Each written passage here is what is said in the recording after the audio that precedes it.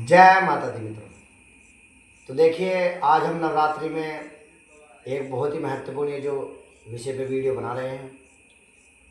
नवरात्रि चल रहे हैं, दुर्गा नवरात्रि में ये भगवती के महाकाली, महालक्ष्मी, महासरस्वती की साधना हेतु बहुत ही अच्छे दिन है।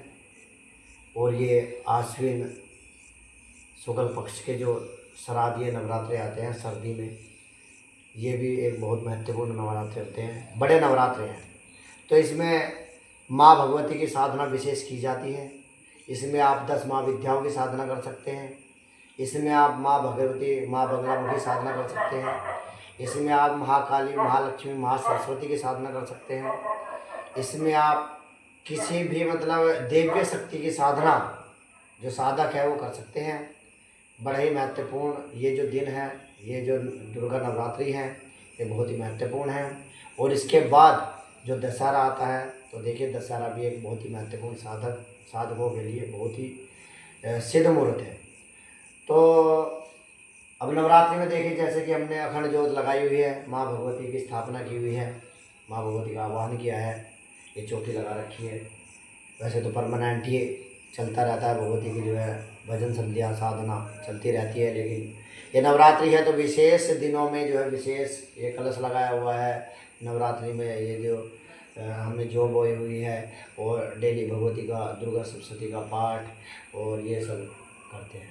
तो अगर किसी प्रकार से विशेष ये है कि किसी प्रकार से अगर आपके यहाँ पे कोई शत्रु बाधा या आपके कारोबार में बहुत ज़्यादा बाधा या धन आने में बहुत ज़्यादा दिक्कत हो रही है, तो उसके लिए इस नवरात्रि, देखिए नवरात्रों में या भगवती के गुप्त नवरात्रि जो पढ़ते हैं उनमें या कोई भी नवरात्रि में आप अगर शिवा बलि इसमें बहुत ही महत्वपूर्ण चीज़, अगर आप शिवा बलि करते हैं तो सभी बाधाएँ दूर होती है। और इसके साथ ही एक और शिवा बलि करिए, या फिर 10 माँ विद्याओं का होम, 10 माँ विद्याओं का होम और 10 माँ विद्याओं की बलि अगर आप ये करते हैं, तो कोई भी आपके घर में जिन हो, प्रेत हो, या किसी प्रकार कोई भूत बाधा हो, या किसी प्रकार की कोई दिव्य शक्ति कोई रुष्ट आपसे हो रही हो, तो वो सब दूर हो।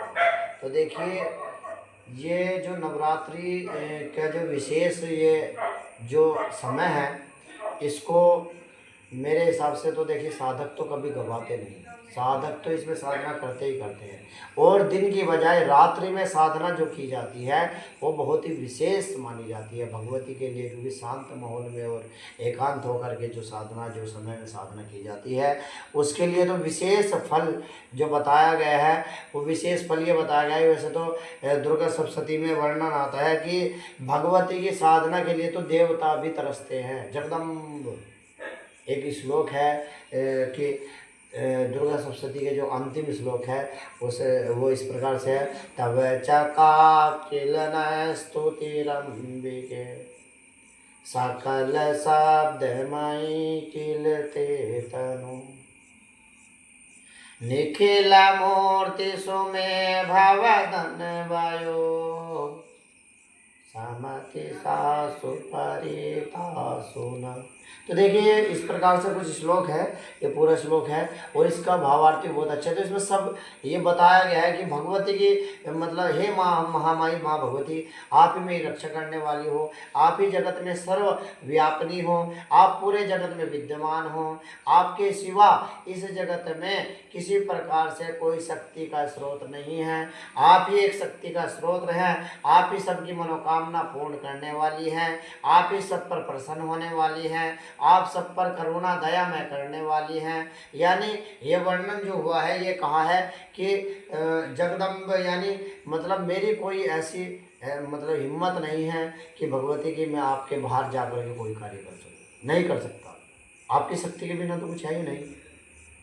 आपकी शक्ति अगर होगी तो तभी तो मैं कार्य करूँगा, क्योंकि आप ही स्रोत हैं, आप ही ऊर्जा की स्रोत है, आपसे ऊर्जा मिलती है।